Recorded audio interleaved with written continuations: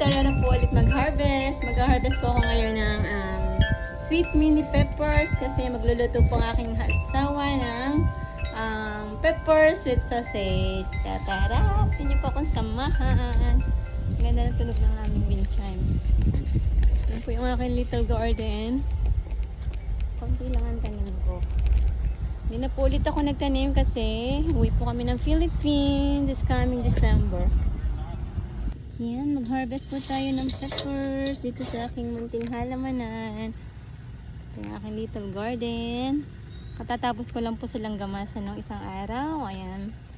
Maganda na po silang tingnan. Hindi na masakit sa mata. Wala na yung mga damo.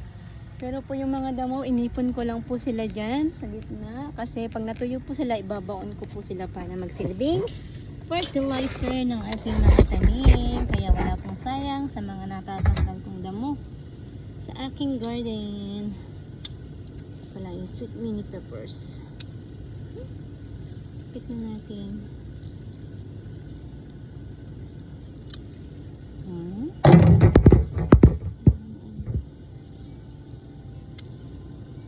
Nako.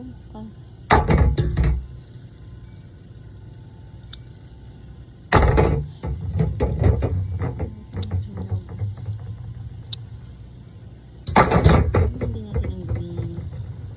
Medyo ano na.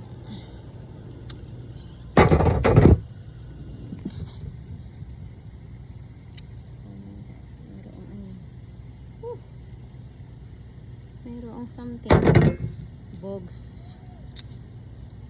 Israel! Ang aking anak nandoon sa...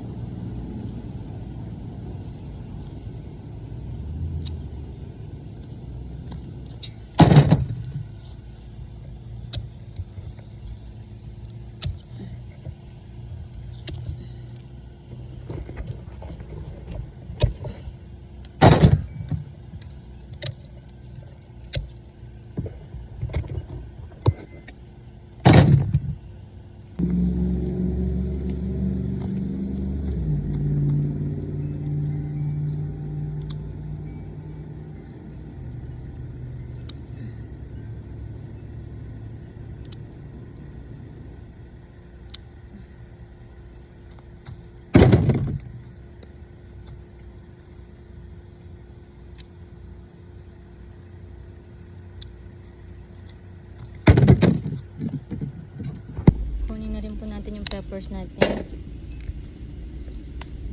kasi kahit maliliit yung peppers. Oops.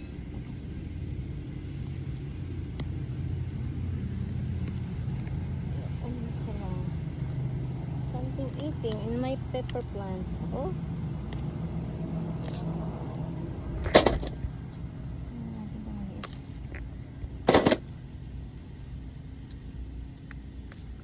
kain pa sila, di ba?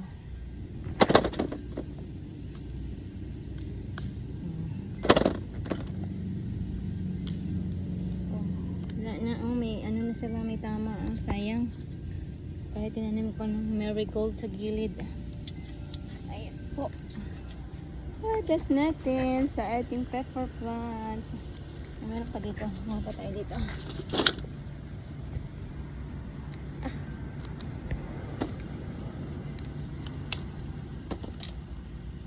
Ito.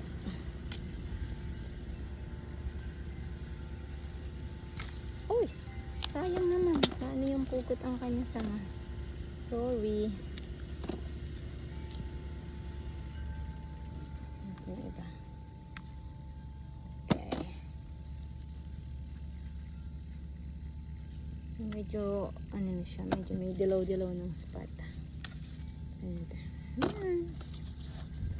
Ayan na po yung harvest natin for today's video sa aking munting garden. Thank you Lord sa blessing. Sarap talaga ng may tanim. Diba? Sunod, ito naman pong talong ang ating i-harvest ulit at saka yung ampalaya. Ayan po ang ating talong. Dumadami na yung bunga nila. Ka-harvest ko lang po kahapon. Thank you for watching and please like and subscribe to my channel. God bless.